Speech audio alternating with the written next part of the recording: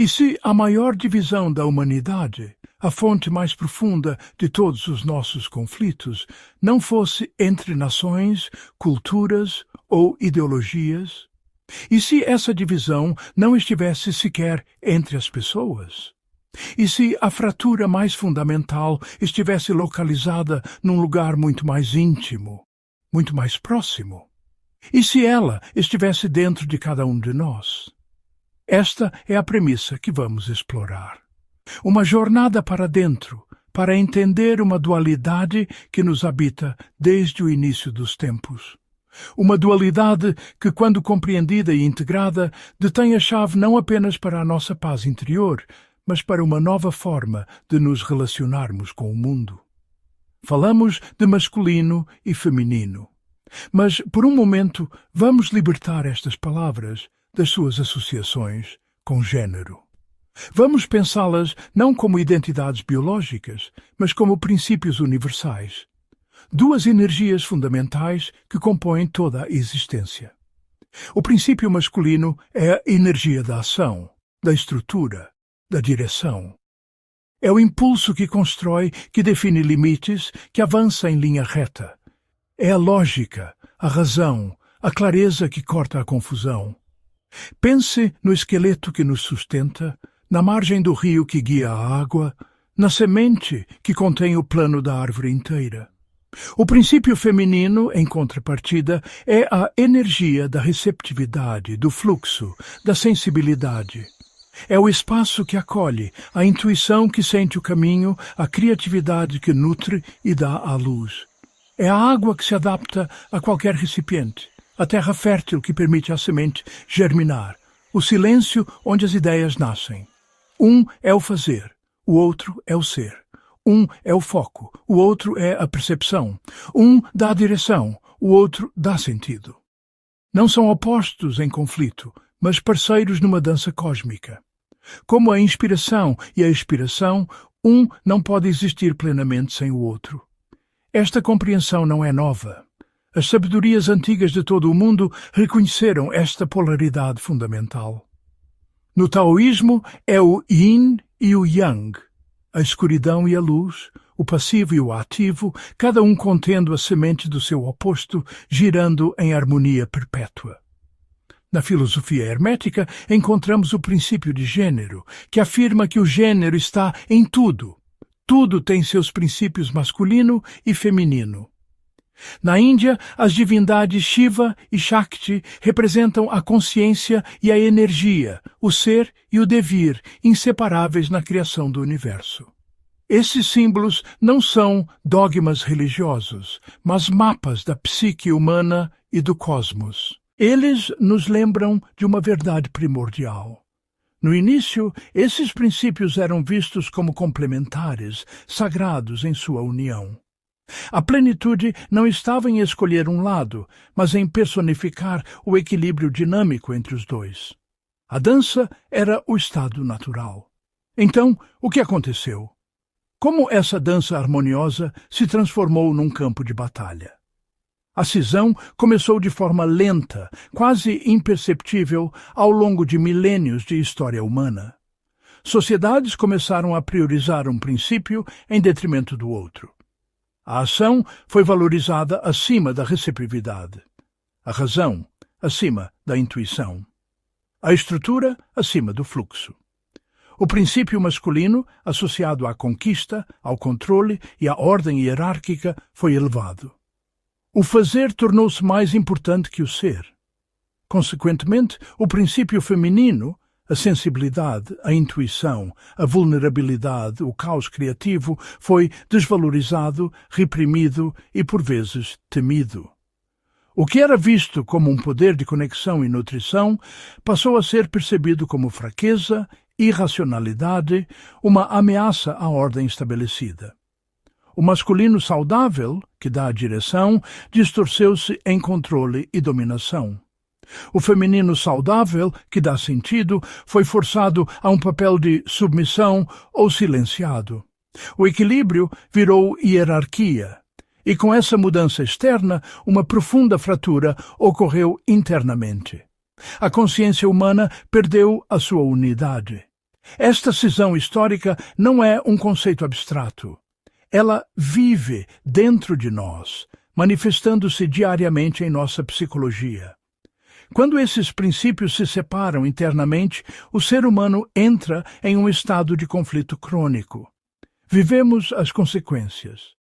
Ou agimos sem sentir, tornando-nos máquinas de produtividade vazias, perseguindo metas sem saber porquê, construindo vidas que parecem impressionantes por fora, mas que são desprovidas de alma e significado. É o executivo que alcança o topo, mas sente um vazio profundo. É a busca incessante por mais, sem nunca se sentir satisfeito. Ou, no outro extremo, sentimos sem nos estruturar. Somos inundados por emoções, intuições e ideias criativas, mas sem a capacidade de lhes dar forma, direção ou manifestação no mundo. Ficamos paralisados pela sensibilidade, sonhando sem nunca realizar, sentindo tudo profundamente, mas incapazes de construir um alicerce para as nossas vidas. No trabalho, isso pode se manifestar como um excesso de planejamento sem execução, ou uma ação impulsiva sem estratégia. Nos relacionamentos, pode levar a uma lógica fria que ignora os sentimentos, ou a um drama emocional que carece de limites saudáveis. Na criatividade, resulta em ideias que nunca saem do papel, ou em obras tecnicamente perfeitas, mas sem coração. A fragmentação interna gera uma vida fragmentada. Olhe ao redor. A nossa sociedade é um espelho dessa divisão interna. A cultura da agitação glorifica a ação incessante. O esgotamento é visto como um símbolo de status. A vulnerabilidade é frequentemente confundida com fraqueza. A mídia nos bombardeia com ideais de sucesso baseados em conquistas externas, enquanto a quietude e a introspecção são vistas como tempo perdido. Por outro lado, vemos uma reação pendular. Uma busca desesperada por sentimento e experiência, por vezes sem o discernimento ou a estrutura para integrar essas vivências de forma saudável. Vemos a polarização em todos os níveis, onde cada lado de um debate se entrincheira em sua própria versão da verdade, incapaz de receber ou considerar a perspectiva do outro. Essa dinâmica não se limita a uma questão de gênero. Ela transcende a política e a religião. É um padrão humano fundamental. A cisão externa que vemos no mundo, as disputas, a falta de empatia, a destruição ambiental, é, em sua raiz, um reflexo da fragmentação que cada indivíduo carrega dentro de si. Curar o mundo, portanto, começa com a cura dessa divisão interna. Se a cisão é o problema, a integração é o caminho. Despertar não é escolher um lado, suprimir o masculino ou rejeitar o feminino. É um ato de reconciliação interna. É aprender a honrar e a cultivar ambos os princípios dentro de si. Como fazemos isso? Começa com práticas simples e intencionais.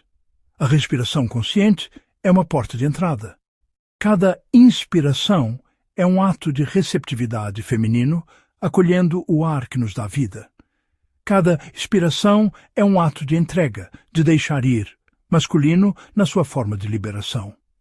A prática da atenção plena, ou mindfulness, nos treina a criar um espaço interno, feminino, para observar nossos pensamentos e emoções sem julgamento, enquanto aplicamos a disciplina, masculino, de retornar o foco repetidamente. A escrita expressiva combina a intuição e o fluxo de sentimentos, feminino, com a estrutura da linguagem e da narrativa, masculino. O trabalho corporal, como a dança ou a yoga, nos ensina a unir a sensibilidade e a fluidez, feminino, com a força e o alinhamento, masculino. A chave é a intenção. É perguntar-se: onde, na minha vida, estou agindo sem sentir? E onde estou sentindo sem agir? A resposta a essas perguntas ilumina o caminho para o equilíbrio. Imagine um arquiteto. A visão criativa, a centelha de inspiração, a compreensão das necessidades humanas dos futuros habitantes do edifício, isso é o feminino. É o espaço, o sentimento, o propósito. Mas sem o masculino, a matemática, a física, os projetos, a estrutura, o plano de construção, a visão permaneceria um sonho. Agora imagine um músico.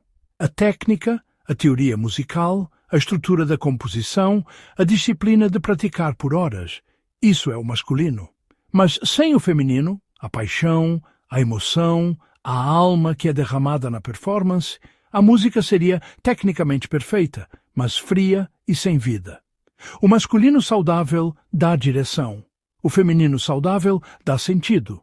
Um sem o outro gera desequilíbrio. Uma estrutura vazia ou um caos sem forma. A vida plena, a obra-prima, seja ela um projeto, um relacionamento ou a própria vida, nasce da união sagrada dos dois. A cura não está na disputa entre eles, mas na sua reconciliação. A jornada de volta à totalidade é a tarefa mais importante da nossa vida. É o trabalho de reunir o que foi separado, de curar a fratura interna que se reflete como conflito no mundo exterior. É aprender a agir com o coração e a sentir com estrutura. É cultivar a coragem de ser vulnerável e a disciplina de ser forte.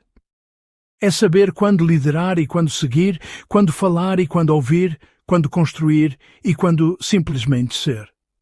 Quando o masculino e o feminino se reencontram dentro de nós, em respeito e colaboração, a consciência para de operar em modo de sobrevivência e volta ao seu estado natural, o estado de criação. Deixamos de ser fragmentos em guerra e nos tornamos um centro de paz. E a partir desse centro, tudo o que criamos, tudo o que tocamos, carrega a marca dessa harmonia. A consciência volta a ser o que sempre esteve destinada a ser, inteira.